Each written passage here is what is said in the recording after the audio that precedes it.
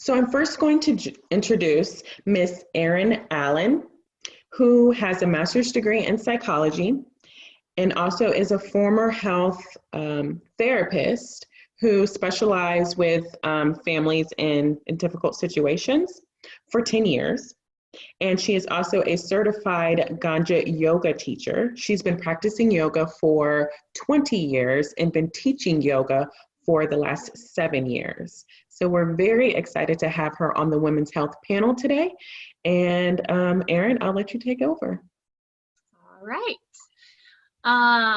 So Ganja Yoga is something that has sort of recently gained a lot of popularity, especially considering cannabis is now becoming legal in a lot of states. And that sort of leads a lot of people to believe that this is sort of a new practice as well. But that actually couldn't be further from the truth.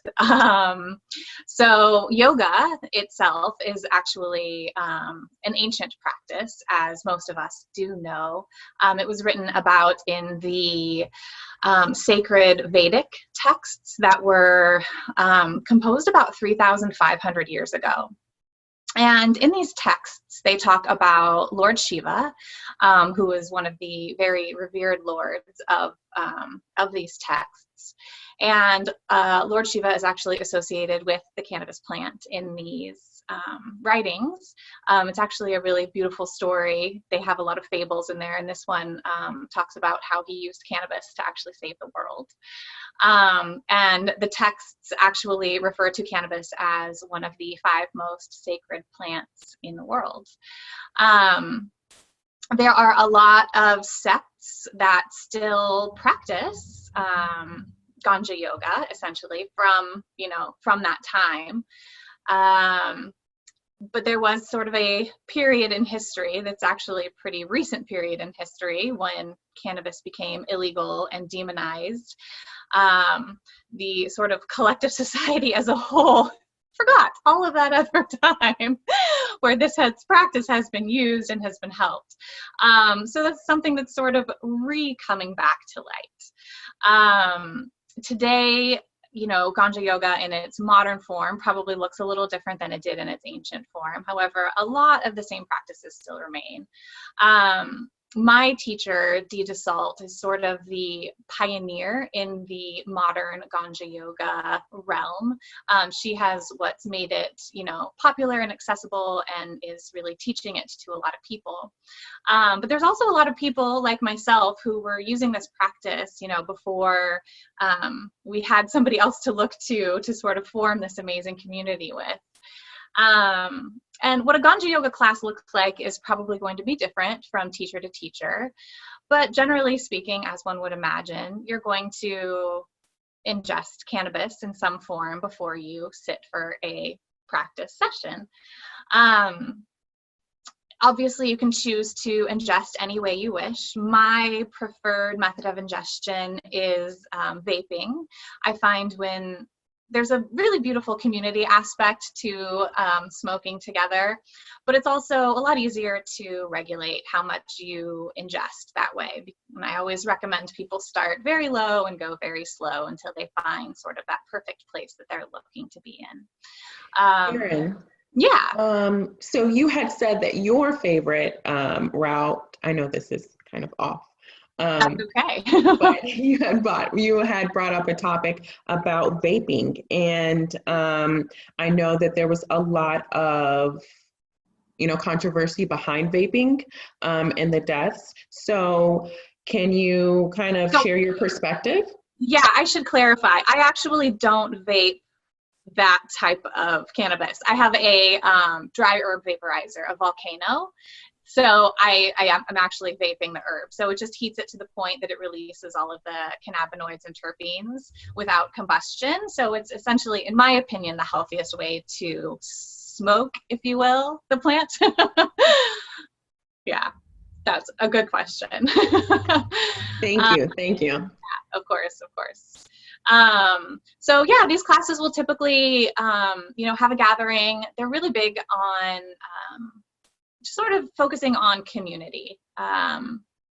I think a lot of us out there who are practicing this sort of feel a little bit like misfits in some way, especially in the yoga realm, because there's a lot of misinformation out there.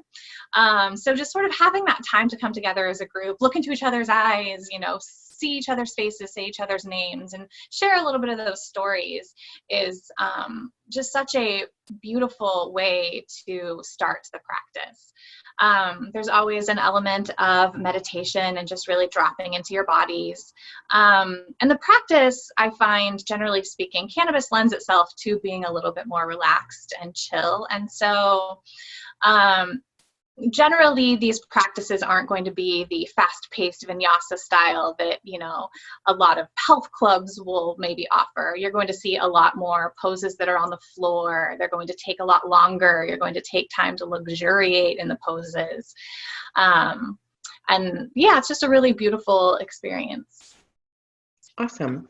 So a question that I have, again, this is not what we discussed before, but what actually made you transition from going from a mental health therapist into the Ganja Yoga practice? Yeah, I could probably talk about this for an hour given the time, so I'll try and make it short and sweet. I got into what I was doing because I wanted to help. And I reached a point of such extreme burnout and exhaustion that I realized I was no longer able to help in that capacity anymore.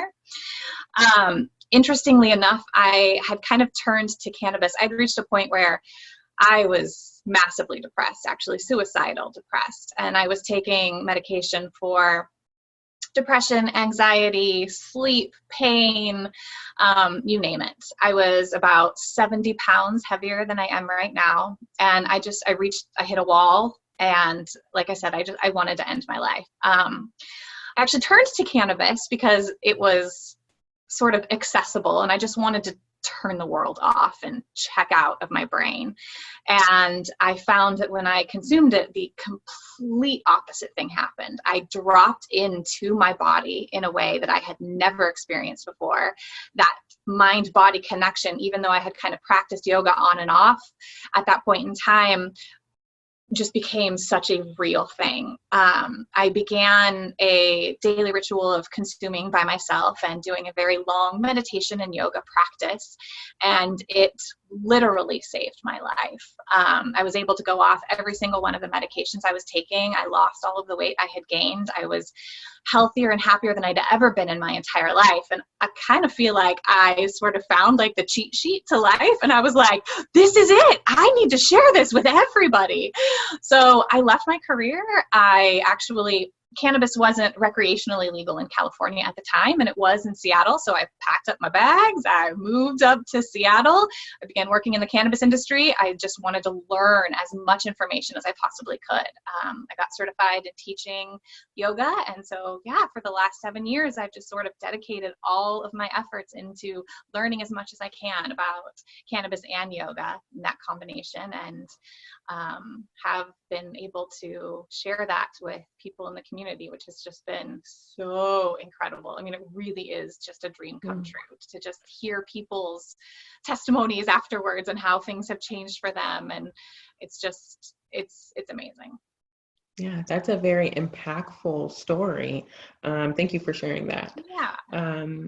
So the last question before we go into meditation and yoga would be like, what are the common misconceptions about Ganja Yoga? I mean, when someone hears that, I don't know what type of, like what comes to their mind at first, like people just getting high and doing yoga, but you clearly have made a distinction as to how that it just can be a deeper connection. But what misconceptions have you had throughout your practice? I'd say there's a few that are usually pretty common. One of those being that if you ingest cannabis before you practice, it's going to be distracting. And I actually kind of giggle at this one a little bit because I also find that to be true. However, I think that what results from that is actually much more important. So, for example, if you, let's say, have planned this, rigorous vinyasa practice, and you plan to, get a little cardio in, get a little sweat going, sometimes I'll ingest and that will happen and it'll be amazing and it'll be great. And sometimes I'll ingest and my body will tell me, oh no, this is absolutely not what you need right now. What you need right now is to lie down on the ground. You need to breathe for half an hour. You need to do 3 restorative poses, to open up the areas of your body that have been crunched up for the last week or so. And so at the end of it, I find, yeah, maybe I was distracted from what my original plan was, but what I got out of it was exactly what my body actually needed. I'd say another common misinterpretation is that it robs the ability to find that mind-body connection without the plant. This is another funny one too, because I actually find the complete opposite to be true. Those of us, and this practice isn't for everybody, and that's okay. But for those of us who are willing to try it, a lot of us will find that the mind-body connection that is able to be found when you do consume is so much more accessible than without ingesting. And that's not to say that you can't find it without ingesting, because you can. And I mentioned to you earlier, I've sat for meditations for, 10 hours a day, 10 days at a time, and I'm able to reach those same states, but it takes so much longer with so much more practice. And again, this is kind of where that cheat sheet comes in. It's amazing when you consume before, you can get there in 5 to 10 minutes, whereas it will take a lot longer. Another really cool thing is your brain is creating those different new pathways, right? So when you sort of are able to tap into the more subtle sensations in your body that are much more easily accessed when your brain kind of quiets down a little and you find that connection, all of those new pathways that you're creating, they don't disappear once the cannabis is out of your system. So the next time you sit to practice, all of those things have already been created. So your brain can then easily access it one more time. So it's certainly not robbing your brain of being able to do it without. It's actually, in my opinion, doing the complete opposite.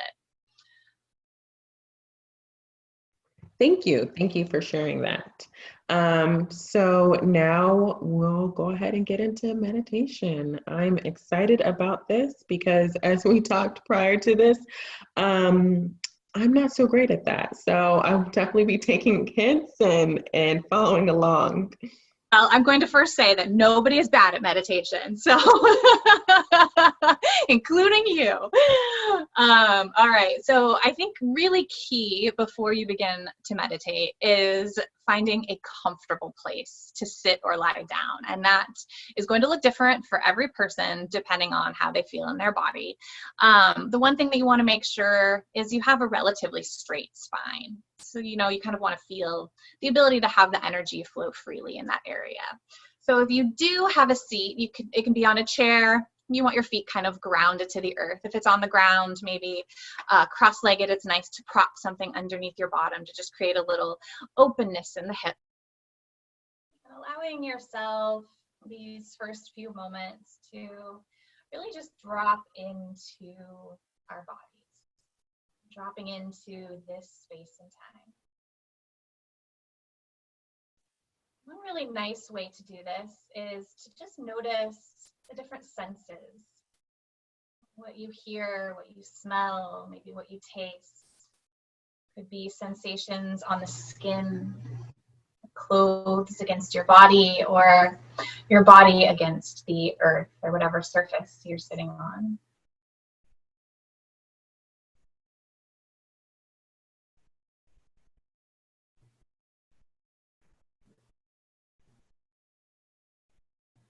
And then letting your attention shift toward your breath. Without changing it, and just kind of noticing what your natural breath tendencies are. The texture of the breath. The inhalations are longer or shorter than the exhalations. Which parts of your body are moving naturally with your breath?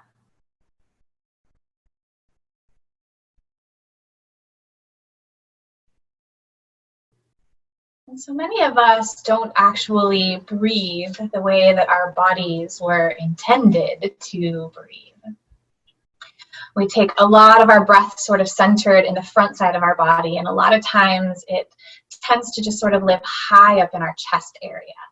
But let's take a moment to let some of that air travel deep down into our bellies. You're going to want to find a softness there in the tummy. I'm just starting to explore a gentle deepening of the breath.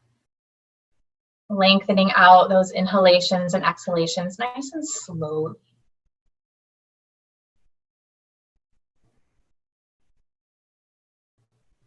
And something pretty magical happens when we actually get into those deep belly breaths. We start to begin to access our parasympathetic nervous system. So a lot of us throughout the day, and particularly in high stress times like we're living in now, are living in that sympathetic nervous system, that fight, flight, or freeze response. And even if it's minimal, it still is wreaking havoc on our bodies and minds. So taking this time to access that rest and digest response in the parasympathetic nervous system really helps to just kind of balance some of that out. As your breath continues to deepen, notice that that breath is continuing to find its way into your belly, also finding its way into your chest, and see if you can begin to notice the sensation of the sides of the ribs beginning to expand.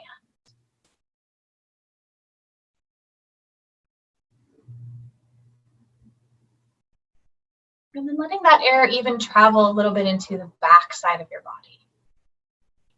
Filling up the back ribs. And if you're doing this while you're lying on the ground, you might even start to feel more parts of your back begin to make contact with the earth.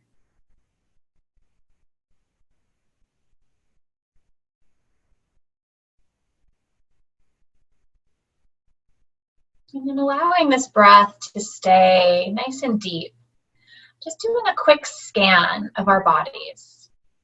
A lot of us tend to habitually hold tension in places, sometimes without even realizing we're doing so.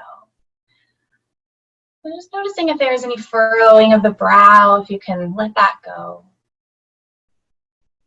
Softening in the jaw. Maybe letting the tongue rest down at the bottom of the mouth. Letting the tops of the shoulders get nice and soft as they fall down away from your ears.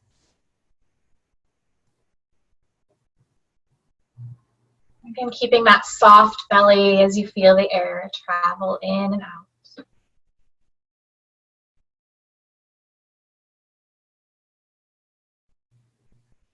And if you're seated, noticing the sit bones get a little heavier as they drop deep down into the earth. If you're lying down, maybe feeling that release through your hips. And all the way through the legs.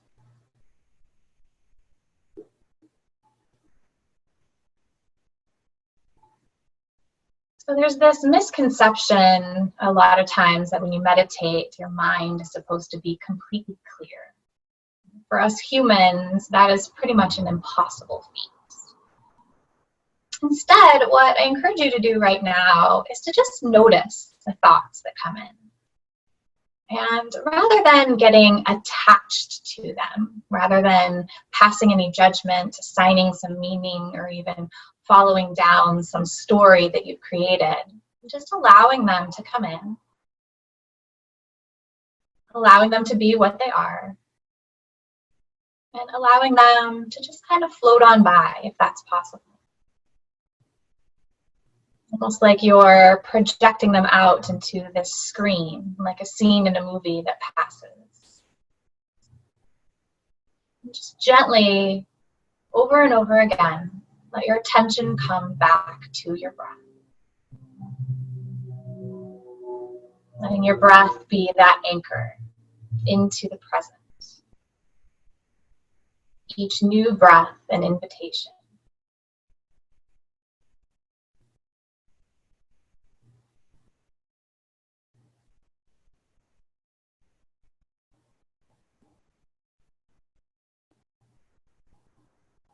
And I encourage you to sit with this practice for as long as it feels good for you, or even return to it at any point. But in the interest of time, I'm also going to demo a couple really nice relaxing yoga poses that you can start to incorporate as well.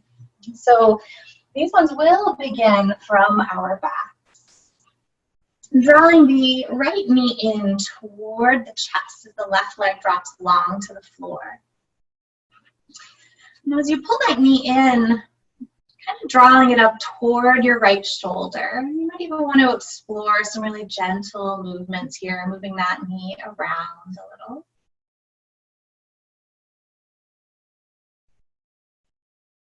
Making sure the rest of your body stays nice and soft. And then we'll take a bend in our left knee. Let that foot find the floor. Our right leg is going to cross over, forming sort of a figure 4 shape, letting that ankle go just past the thigh. And so for some of us, just sort of letting that right knee drop open and hanging here might be all the pose you need. But if it feels safe and it feels good in your body, you can also start to draw those legs in a little closer. And perhaps you interlace your hands on top of the shin or maybe behind the thigh if you have maybe a blanket or a strap or a tie. Anything really will do here. You can also drape that across the front of the leg and hang on to that with the hands. Continuing to let your head gently rest on the floor, relaxing through the shoulders, keeping the face soft. Staying with those nice full breaths here.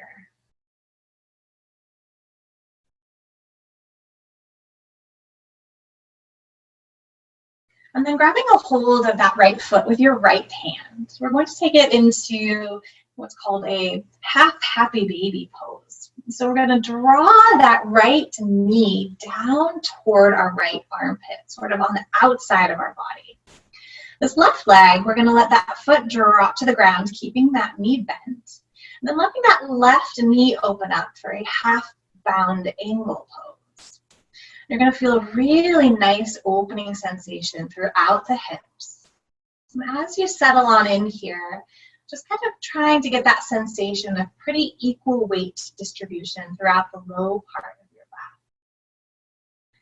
And keeping in mind that for every single yoga pose, there's absolutely no right or wrong way to look in these poses. What we want is to find that place in our bodies where you feel that first tug of resistance. That place is going to look different for every single person because we are all in very different bodies. And just knowing that wherever that is, whatever that looks like, is perfect. Good. From here, we're going to bring our knees together up in the air, taking our shins sort of like a tabletop. So we have this nice right angle at the knee joint and at the hip joint. Arms are going to open out wide in a T. And then we're going to just let our knees drop on over toward the left side. Coming into a lovely little twist here. See if you can let your right shoulder get a little heavier as it drops down toward the ground. And sometimes it feels nice to add a little neck stretch here as well as you let your gaze turn out past the right arm.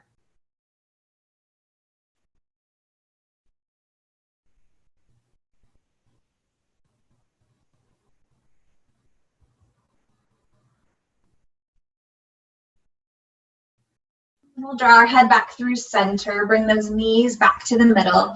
Give them a little hug in toward your chest, a little rock around here to relax the low back. And then drawing the left knee in toward the chest as the right leg drops long. Again, maybe drawing that knee up toward your armpit. perhaps playing around with a little bit of movement. You can draw some little circles if that feels good.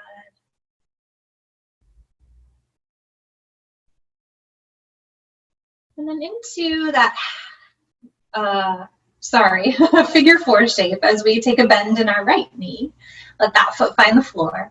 Left leg crossing over top. And again, option to just drop that knee open or give the legs a hug on in a little closer. And just remembering whenever you do a yoga practice, that everything that the teacher offers is just a suggestion. So if you would like to take that suggestion, you think it would feel good in your bodies, you can. And if you ever feel like doing something different, your body's telling you something else would feel good, listen to your body. Our bodies, our minds are really our best teachers. And our intuition will always tell us what we need as long as we're willing to listen. All right, coming into that half happy baby, our left hand grabs the left foot. And we're going to kind of pull it up toward the ceiling as our knee drops toward the outside of our ribs, toward the armpit. Our right leg releases down, keeping that right knee bent as the foot finds the floor. And then letting that right knee open on up. And again, see if you can find that place where you have relatively equal weight distributed throughout the lower part of your back. Always remembering to breathe.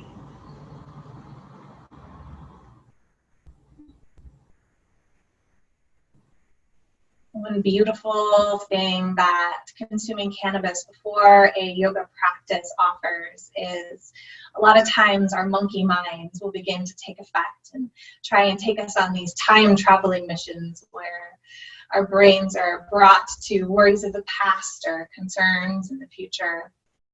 But cannabis really helps us drop into the here and now, finding that mind-body connection, really tuning into our senses.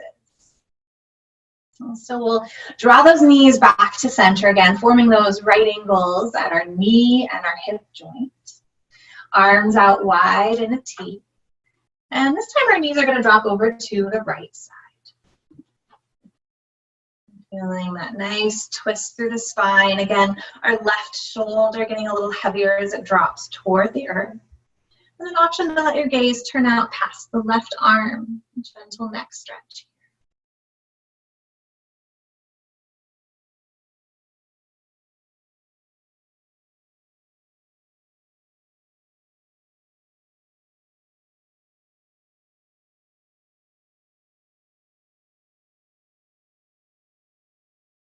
Good. We'll bring those knees back to center.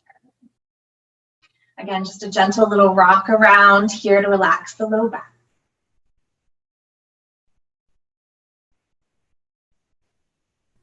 And then ending with a quick Shavasana as you let your body just release down to the floor. And instead of just kind of flopping on the earth haphazardly, really intentionally placing your body on the ground. So sometimes we tend to scrunch up a little. So if you can inch your tailbone down the mat at all, feeling that elongation through the spine. Let the legs open up wider than the hips as the feet just get really heavy, dropping toward the ground. Maybe even shimmying those shoulders down the mat, creating some space there as well. The arms out away from the body, the palms up toward the sky, letting the eyes close, taking the deepest breath that you will find all day, in through the nose, and then exhale through the mouth.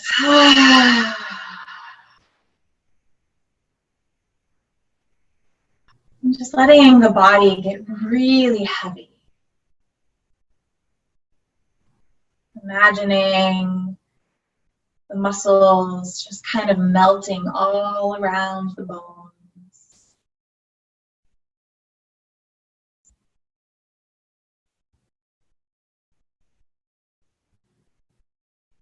Letting the breath be easy.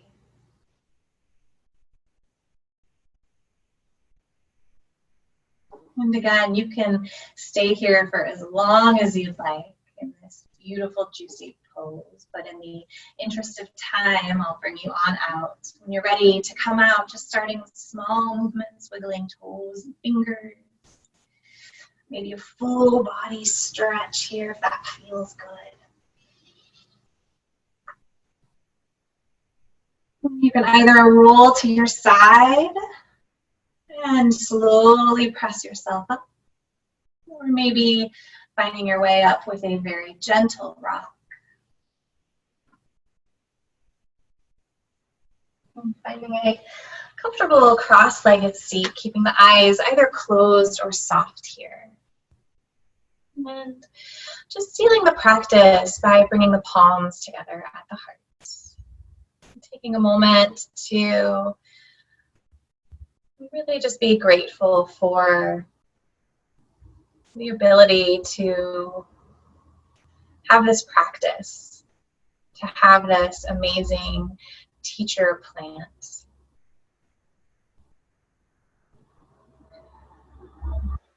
The light in me honors, sees, and bows to the light in you. Namaste.